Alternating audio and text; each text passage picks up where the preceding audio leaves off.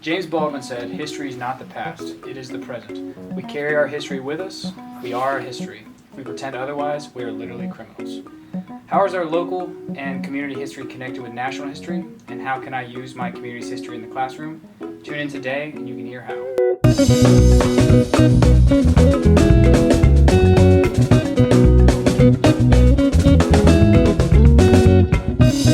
Welcome to Ed Talks for the Soul. On today's episode, we're going to be continuing our conversation with Dr. Bobby Donaldson. So I wanted to ask you, what is your thoughts on when you hear people refer to, when they're teaching different perspectives, calling it alternative history? You recently just said you're trying to rewrite history, or they call it like an alternative perspective. Do you view that as an inherent issue in the language that's being used when they're describing, especially when we're talking about the perspectives of African Americans? People say the alternative perspective. Well, somehow it seems like there's a exit off a highway when you do that. The alternative perspective almost kind of distinguishes between what I call the master narrative and some revised narrative. And again, going back to Du Bois, the ultimate goal is to have a integrated history in all of its complexity. So somehow the alternative perspective is some overshadowing of the master narrative. And maybe that's a good term to think through. So when we now hear about our history, our heritage coming under attack, those are all code words. You may remember in 2020, leading up to the election, President Trump goes to Mount Rushmore and he gives a speech talking about the attack on American heritage, the attack on American history. They're coming after our heroes, our statues, our monuments. Well, who is our in that discussion? So part of what I argue is this is the United States of America. There are Americans of different perspectives and backgrounds and experiences. And our task as teachers and scholars is to be as inclusive as we can be and not making stuff up. These are not rumors or innuendos. These are facts taken from credible sources that do what? They remind us that this has not always been a democratic nation, despite the precepts. They remind us that there are some citizens of this country who have been disfranchised for generations, who've been marginalized for generations. And that is the function of history. History is not simply to put up posters of heroes. It is to tell the journey of the people in this nation. And that journey is not always a pretty one. And I understand why some people may feel victimized by what? By scholars being honest. And that's why right now, this effort to develop an honest history is being politicized. And you begin to see a greater effort now to scrutinize what we do in the classroom, to sanitize what we do, and to censor what we do. And again, as I said earlier, this is, you can go from Scopes, Monkey Trial, wherever you want to go, this is not a new thing in education. Yeah, and I think many teachers can agree, like they felt that same feeling. But Well, I'll say too, when I worked with Dr. Christian Anderson in the School of Education this summer on the NEH Reconstruction Institute, and again, these are 25 teachers from around the country. Several of them talked about how they had to be careful how they utilized the materials that we provided, lest they draw the scrutiny not only of their supervisors, but of their students and their parents, who are increasingly dictating and are being encouraged to dictate what the curriculum should be in our schools. I think that most people, especially of good conscience, would agree that if you truly care about history and you care about America, then you have to be honest. If you're not being honest, then you don't really care. Mm-hmm. So I think, again, the work you're doing is great, and supporting teachers, and hopefully teachers feel like, doing the right thing is worth it and can keep going, and not to worry about those kind of outcomes. Well, that's why I think I have a unique role, not only being a scholar, but an archivist. And part of what I know is this full history cannot be complete unless you are doing due diligence in identifying sources that have been often marginalized or discarded. And so I mentioned these materials that we have in our libraries. And there are some things that have been in boxes in our collections for decades that no one recognized either they were there or their function or significance. So, perfect example. In 2019, the Civil Rights Center and the libraries had a huge exhibit called Justice for All. And so here we are in the Hollings Library, and in every gallery space on this floor was full of things from the Black freedom struggle, from Reconstruction to the Jim Crow era to the modern civil rights movement. And one item on display was a 4-page letter written from jail. Not Birmingham jail, but a jail in Rock Hill, South Carolina, in February of 1961. It was a letter by a man named Tom Gaither, who was one of the architects of what we call the Friendship Nine, or the Rock Hill Nine. And these were students who followed a traditional practice of going into lunch counters, challenging segregation, sitting in, and going to jail. But what made Gaither and the Rock Hill Friendship Nine unique is that they refused bail money. And they decided to remain in jail to dramatize the conditions of people of black people in this country. Well, the letter written by this young 20-plus-year-old student explains the motivations behind it. But the letter had been sitting in a miscellaneous box for 60 years almost. Amazing. And so just recently, the African American History Calendar, sponsored by the South Carolina Department of Education, had the unveiling of its latest calendar. And one of the entries is an entry on the Gaither family, who are from Great Falls, South Carolina, near Fairfield County. Tom Gaither is there. He's now 82 years old. The next morning, I visited him at his hotel, and I showed him a copy of the letter he wrote in 1961, 60 years ago. He had no memory of it. Oh, wow. But was fascinated by it. And so his whole family literally stood there and read the letter out loud. And here again is an example of a buried document that does what? That exposes the critical role of young people in this state, and a turning point in the movement.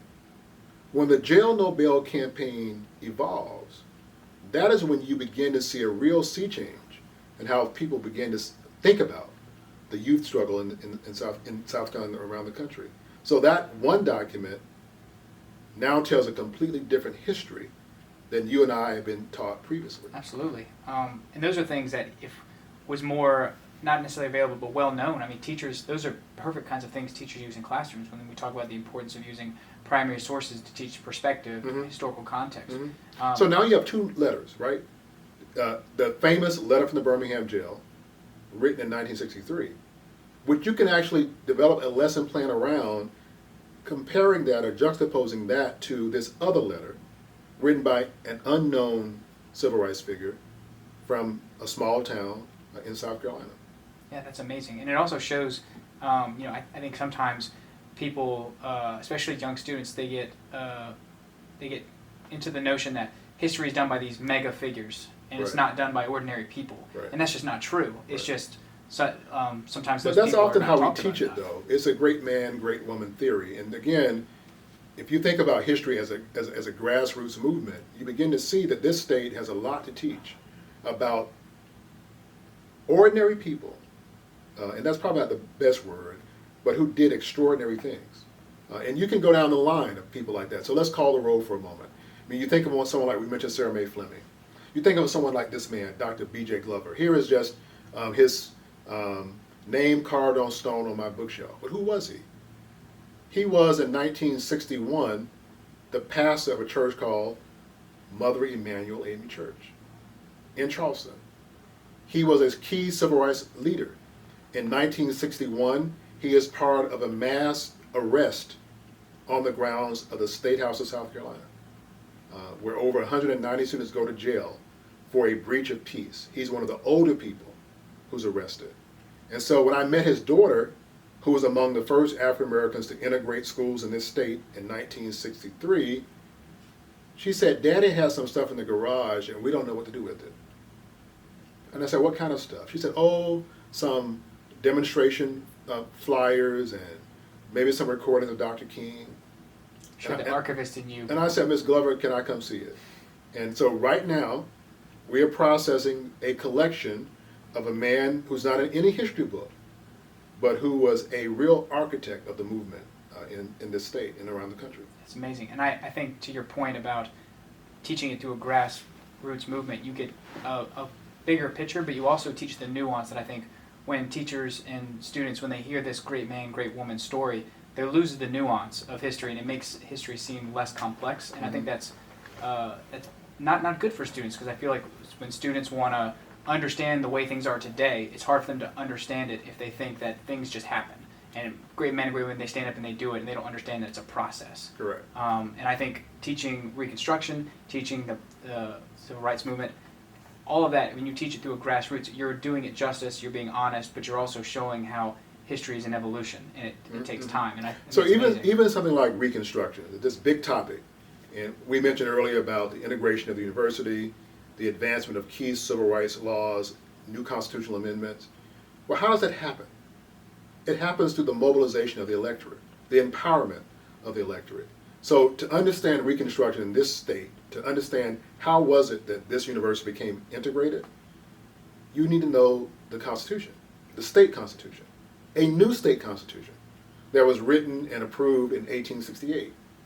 And among those writers of the Constitution was a man named Joseph Rainey. I suspect most people listening to us today probably have never heard of him, but who was Joseph Rainey? Joseph Rainey was a member of the 1868 Constitutional Convention, but Joseph Rainey was also the first African American to serve in the House of Representatives in the country in 1871. And earlier this year, an exhibit was unveiled in the United States Congress honoring Joseph Rainey, who is from Georgetown, South Carolina. Also earlier this year, the Smithsonian Magazine published an article I wrote about Joseph Rainey's career. And I've done several writings, but that took off in ways I never anticipated. So I got a lot of inquiries, a lot of interviews about Joseph Rainey. Let me tell you why. The week the Joseph Rainey article was released officially was the insurrection in the Capitol. Oh, wow. And in the article, clearly not having any knowledge of what was to come, I spoke about the violent demise of Reconstruction. And Joseph Rainey offers a quote that says, elections will be stolen and violence will be a tool in the uprooting of democracy. And he's writing in 1871. And so readers are just picking up this casual magazine and like, well, what the hell? This is not 1871. This is right now. And so again, that article took off in ways that we never anticipated when we sent it in to be published. Wow, that's I think another example of how history doesn't repeat, but it rhymes, something similar. Unfortunately, with the Constitution that was written, it was so progressive for the time in 1868, but then was undone. Right, so it was undone in 1895, and so if we go to the State House of South Carolina, and if you're standing in front of the state capitol on the corner of Gervais and Main Streets, if you look in the Capitol, you see to the left, far left, a statue of a man named James Burns, who was a segregationist governor and Secretary of State of the United States. And also, James Burns was a member of the United States Supreme Court. If you go to the far right, there is a statue of Dr. Sims, who abused and exploited black women for scientific experiments. And then not too far from him is a statue of a man named Benjamin Tillman, Ben Pitchfork Tillman. And Ben Tillman was the architect of the 1895 Constitution. But there is no monument to Celia Dow Saxon. There is no monument to Joseph Rainey. There's no monument to Robert Smalls. There's no monument to any of the people we've discussed today. And so again, this idea that someone's history is under attack, when you go to the State House of South Carolina right now, it is a classroom of a alternative history. But no one seems to see it that way. But that's absolutely the case. Mm-hmm. So again, hopefully that's something that I think today there's been more in the public conversation, and hopefully continues to be, and hopefully drives people to show their outrage and show that they're upset. Especially, I think teachers are in a good position to show this because, like you said, there's a very clear alternative history that has been given historically, and I think teachers can show, the more honest history where things are a little less clean, a little more dirty than we'd like, but that's the honest truth, and students should know that. Right. The other thing I think is important as we have this conversation about education is one of the things I'm mindful about is that when we do professional development opportunities for teachers, very often it's the predictable persons who sign up. I can almost tell you which districts are going to be represented. And so one of the things that we've tried to do with some intention is to be far more visible and engaged in under-resourced districts, where the teachers don't have all the funding they need to have, where the students themselves often come from struggling backgrounds.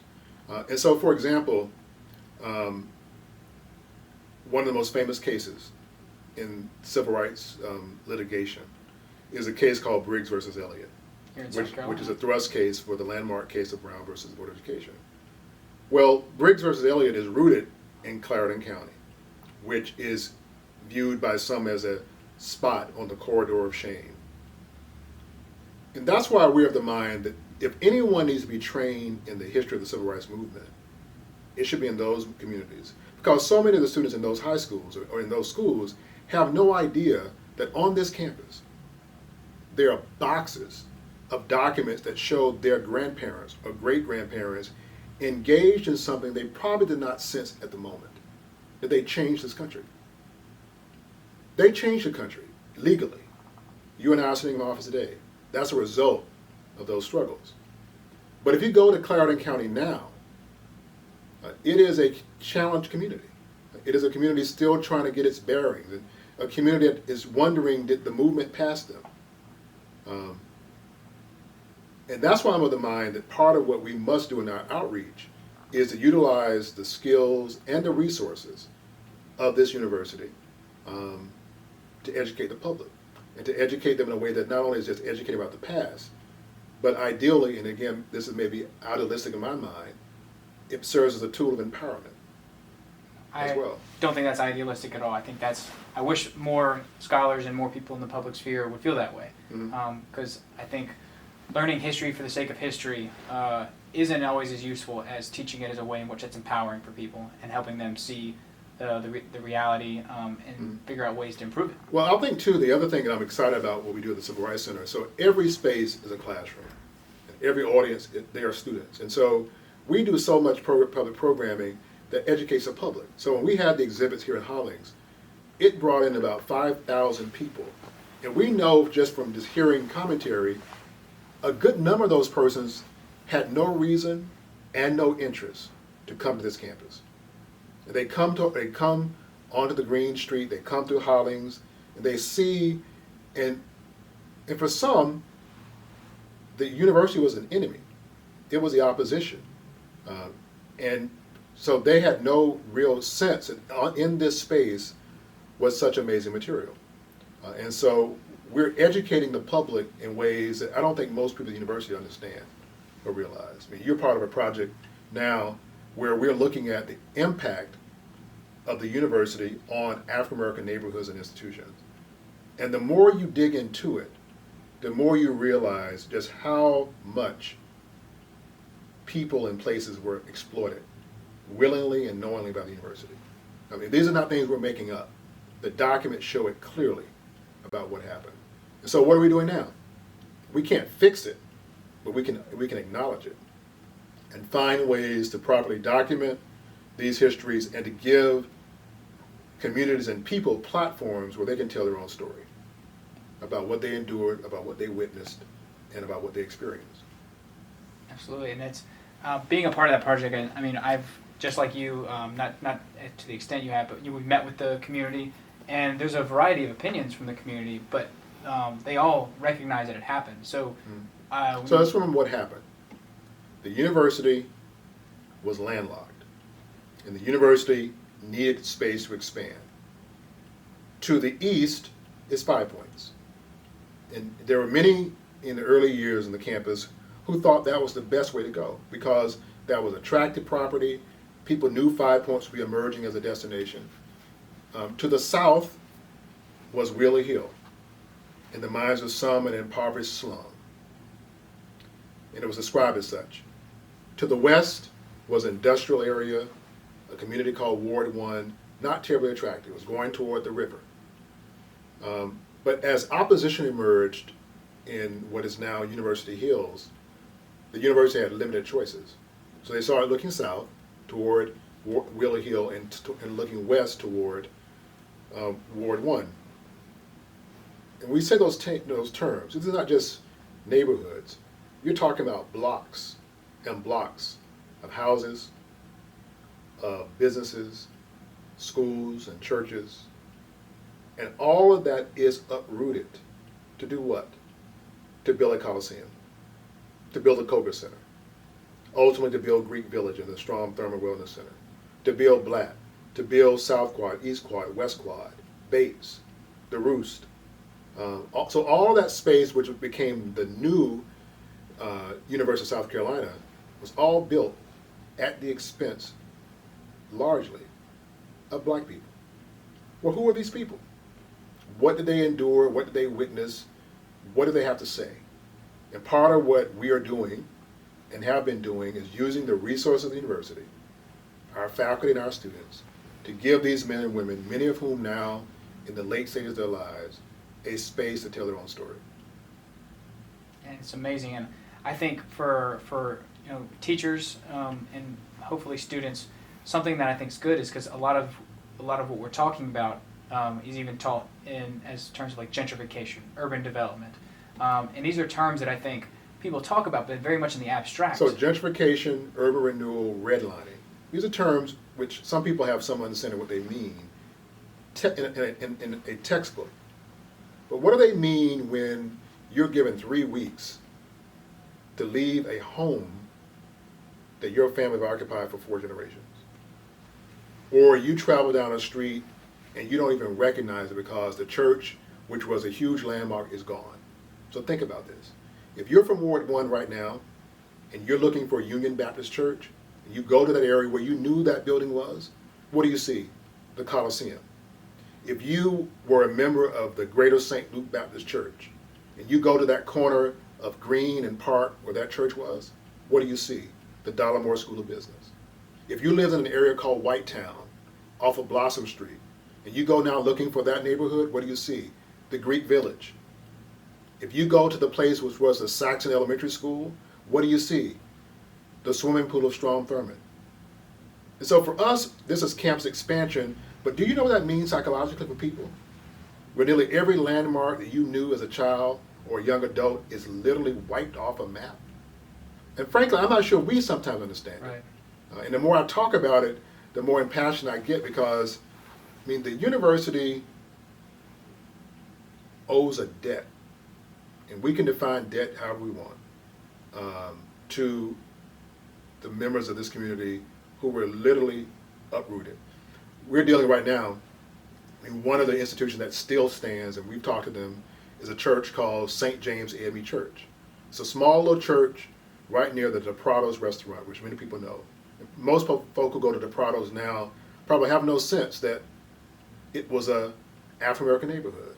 Dish one bagels.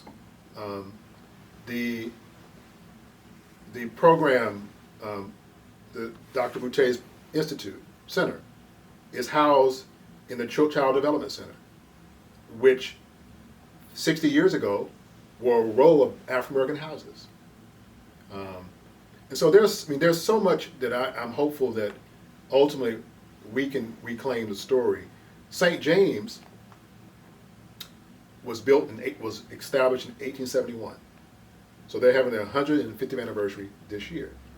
Well, we're helping them now tell their story because they have no intentions of going anywhere. To the dismay of our university, they plan to stay right there. And so right now, this little church will soon be surrounded by new development of $500,000 townhouses on land which was acquired by the university.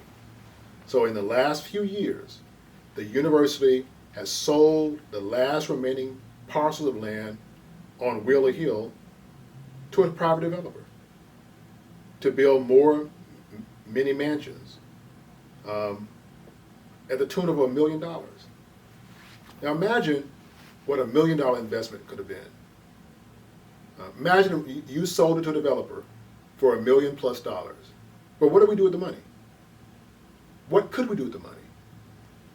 I'm of the mind this history can help us answer some of those questions. Absolutely. And I think something else you were touching on a bit that I think is important. When you're talking with teachers and they're teaching this history, I think lots of times when you teach things like redlining, you teach gentrification, students understand, but when you talk about how it actually occurs, like what the actual action looks like, it's not like when you talk about people left, maybe they sold their home, but maybe they didn't want to. What did it look like, right? And what does this mean for generational wealth? I mean, all these issues about inequities are deeply rooted in this urban renewal campaign. So again, people at the time probably never saw that there would be a thing called the Vista, or that this little dirt spot would be the Colonial Arena, or that my house would be 650 Lincoln. So some people are renters and they are being forced out. Some people are selling their lots, their homes, not knowing that they're giving away a tremendous investment because no one saw what was on the horizon. And so right now, there are many people, if they had stayed and sold right now at market value, it'd be a whole different story about their future and the future of their families. Yeah, well, and even the case where in some of these communities, they were filled with businesses. And these businesses, when they started to leave and other members left, community members felt like it was time for them to go because their community was leaving. Well, a perfect example of this, in the university and the city all were very intentional. So right across at the corner of Green and Main Streets is the Jones Physical Science Building. In 1959, on that spot was the Manigault Hurley Funeral Home. It was called Manigault Funeral Home. It was an institution. But the university and the city very wisely approached the Manigaults and said, would you be willing to sell so we can build a science complex? The family ultimately sold, and that funeral home left an established black neighborhood and moved to an emerging black neighborhood on Two Notch Road. And soon thereafter, churches go. Soon thereafter, residents go. And so what ultimately happens is probably the largest institution in the community is a school called Booker T. Washington High School. And in 1974, Booker T. Washington, which had been in existence since 1916, is closed. And what is the rationale for the closure? Under enrollment. Well, let's do some math. When you take away the businesses and the churches and the neighborhoods and the families, what does that lead to? Under enrollment. Now, why was that a useful rationale at the time? The university wanted the property. So this major institution is closed down. The main building is destroyed. The remnant bricks of the building are used to repave the horseshoe. Now, can you talk about indignity upon indignity? The degree to which there is such raw tension between our campus and black folk, I still don't think we who are here fully understand it. And you've been part of the class, so you've heard some people who there is no love whatsoever for the university. And why? Because they have felt the pain. And again, our job is to acknowledge what happened and to provide a space for people to tell their own stories. Because what happened to the black folk in Wheeler Hill in Ward 1, that is not in our visitor center. That is not in any brochure. We have these pristine, extraordinary, palatial student housing, but no one says, before there was a Green Quad, there was Sumter Alley. No one says before there was South Quad or East Quad, there was Booker T. Washington High School. And so, again, when we talk about alternate history, Let's be serious about that. It means telling an honest history. Absolutely. And I think when you were just discussing the means in which finding an established business, buying it, and that's kind of creating this domino effect, I think it's important that students, even teachers, they understand that's what it looks like. Because we talked about history being empowering today. Mm-hmm. For students to recognize what gentrification looks like today, when people say, oh, it's not gentrification, they sold their business, like it was bought, it was just a deal. But that's kind of how it starts. It's not something that someone comes out and says, this is gentrification. So students need to be able to recognize those signs historically, and also empowers them so they can see them today, especially if they're not wanting to take part in that or wanting to resist. One I want to acknowledge before I forget it about the intervention of history. We talked about Carter G. Woodson earlier, his education of the Negro. Celia Dow Saxon, the name I mentioned earlier, who had got her teaching credentials from the normal school at USC in the 1870s. Miss Saxon was obligated to teach the history of South Carolina. And it was a history book written by a woman named Mary Oliphant Sims, which is a deeply racist text. And Miss Saxon was obligated to teach the book, but she also provided supplemental material. And so she would teach the book and would tell her students to kind of read the first paragraph of a chapter, and then she would say, close the book. We've met our obligation. Now, I'm going to teach you our history. So think about this in the moment of segregation. There are pronounced disparities, there is racial violence, there's Jim Crow policies, but in that safe space at Booker Washington, here is a black teacher teaching black students about a history that is nowhere in the textbook. And in some ways, that's what we're doing right now. We have faculty and allies who are recognizing there are missing chapters in the textbooks our children are being taught now. And we do our best to intervene, and not to intervene with innuendo and rumors, but with facts. I tell my students, we have no reason to make anything up. We have so much abundant material that we're able to tell a far more rigorous and honest history of this state. And when we do so, it's going to be uncomfortable. It will be uncomfortable. It was uncomfortable when you have a man named John D. Long, who you probably never heard of. John D. Long was a state senator from Union, South Carolina. And when John Long saw the civil rights movement having traction, he passed an appropriations bill to secure Gatling guns for the sheriffs of Union County. And he goes on the floor of the General Assembly and says, we will use these guns purchased by state money the moment a Negro's family tries to integrate our schools. I didn't make that up. That comes from the sources in our archives, that a state senator would support the acquisition of machine guns to do what? To prepare for war. To do what? To follow the Constitution. To do what? To integrate the schools of our state. I mean, that's the kind of history that we are heirs of in South Carolina and elsewhere.